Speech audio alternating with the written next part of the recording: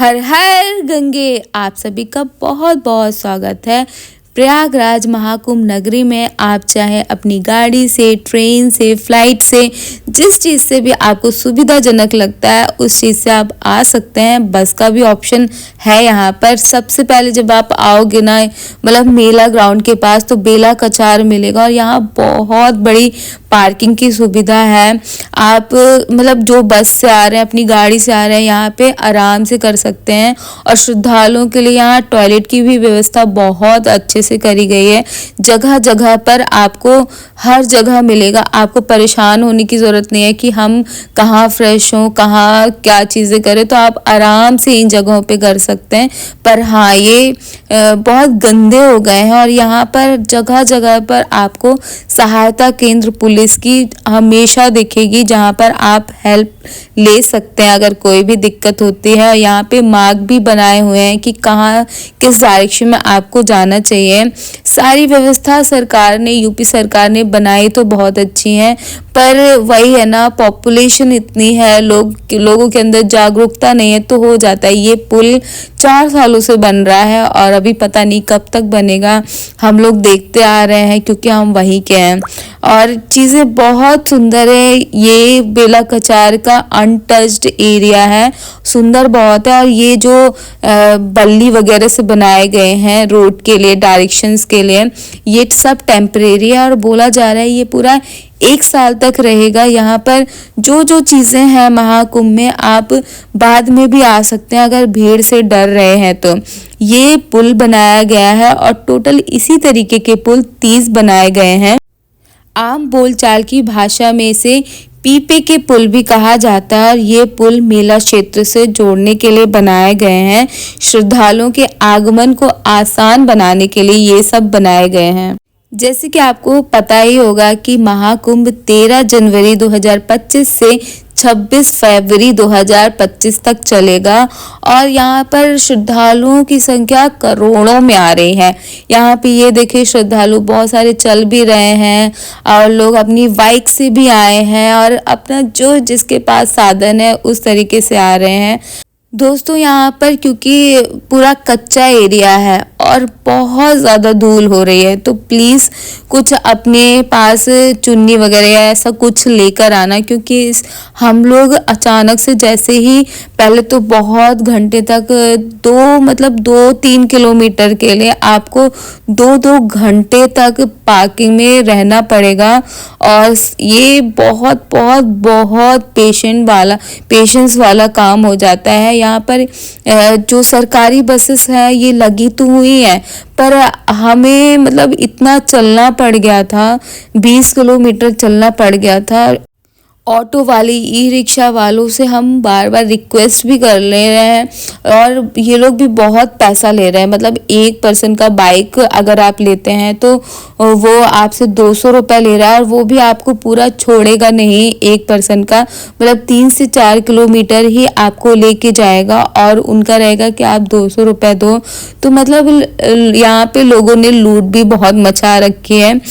Finally इतना चलने के बाद हम संगम की पावन धरती पर पहुंच ही चुके हैं, मतलब इसके मेन गेट पर पहुंच चुके हैं। श्रद्धालुओं की संख्या बहुत है और इसीलिए हम लोगों ने हाथ पकड़े हुए थे कि ऐसा ना हो कि कहीं अचानक से यहाँ से वहाँ हो जाए। और आई लव प्रयागराज, ये बहुत सुंदर है मतलब, लेकिन भीड़ इतना ज़्यादा है कि यहाँ पे आप कई चीज़ें पुलिस कर भी रही थी और पुलिस जानबूझकर हम लोग को लंबे लंबे रास्ते लेके जा रही थी, जिससे हम लोग को और चलना पड़ रहा था। यूपी सरकार ने, योगी सरकार ने व्यवस्था तो काफ़ी अच्छी बना के रखी है, पर वही है, लोग बहुत ज़्यादा हैं, इस वजह से वो व्यवस्था कहीं ना कहीं भंग हो रही थी। पुलिस भी अपना काम कर रही थी, जगह जगह पर हर जगह पुलिस लगी थी और श्रद्धालुओं की संख्या बहुत ज़्यादा थी, बहुत ज़्यादा। और धूप भी, मतलब ठंड का मौसम है तो बहुत अच्छी फीलिंग दे रहा था। और लिटरली यहाँ पे बहुत सारी चीज़ें हैं करने के लिए, लाइक गेम्स वगैरह भी थे और भी दिखने के लिए। और यहाँ पे ये देखें, छोटे छोटे बच्चे अपना करतब दिखा रहे हैं। यहाँ पे फ्रेंड्स, इतने सारे लोगों को रोजगार मिला है ना। 45-46 दिन में लोगों को बहुत अच्छे से रोजगार मिला। ये चीज़ बहुत अच्छी लगी मुझे। फ्रेंड्स, आप यहाँ पे आए हैं इतनी दूर, तो आप संगम के साथ साथ इलाहाबाद किला, हनुमान मंदिर, आनंद भवन, श्री अक्षय वट टेम्पल जाना मत भूले। पर हाँ, भीड़ इतना है, चलना आपको इतना पड़ेगा कि आप बहुत बहुत थक जाओगे। पर तो अपने हिसाब से अगर आप इनफ है तो एक दिन का स्टे ले सकते हैं। अगर कुंभ सिर्फ नहाने आए हैं तो आप त्रिवेणी संगम के दर्शन करके जा सकते हैं, आपके ऊपर है। पर मेरे हिसाब से अगर आप कहीं दूसरी जगह से आए हैं तो एटलीस्ट 2 दिन का रख के चले, क्योंकि यहाँ पे एक दिन तो आपको यहीं पर चलने में और संगम का पूरा एरिया एक्सप्लोर करने में लग जाएगा। जगह जगह पर समय समय पर यहाँ पे रैली निकल रही है, और हमारे सामने 2-3 रैलियाँ निकली जिनका हम शूट नहीं कर पाए, पर इसकी हमने कर ली थी, जहाँ पर ऊँट पे सवार हैं। और यहाँ पे बहुत भगदड़, मतलब प्रोटेक्ट आपको रहना पड़ेगा, भगदड़ अचानक से मच जाती है। मैं, मेरी सासू माँ, हम लोग साथ में ही काफ़ी देर तक थे, पर अचानक से हम अलग हो गए और कुछ समय बाद पता चला कि एक घोड़ी वो मचल गई और एक औरत को उसने अटैक कर दिया। तो इन चीज़ों को, मतलब अगर आप अपने फैमिली के साथ जा रहे हैं तो बी प्रोटेक्ट आपको होना बहुत ज़रूरी है, अदरवाइज यहाँ पे चीज़ें हो सकती हैं। फाइनली हम त्रिवेणी संगम पहुंच चुके हैं, और यहाँ पर आप स्नान के बाद फूल से, बेल से, यहाँ पर आपको सामने ही चीज़ें मिल जाएंगी जहाँ पर आप पूजा आरती कर सकते हैं।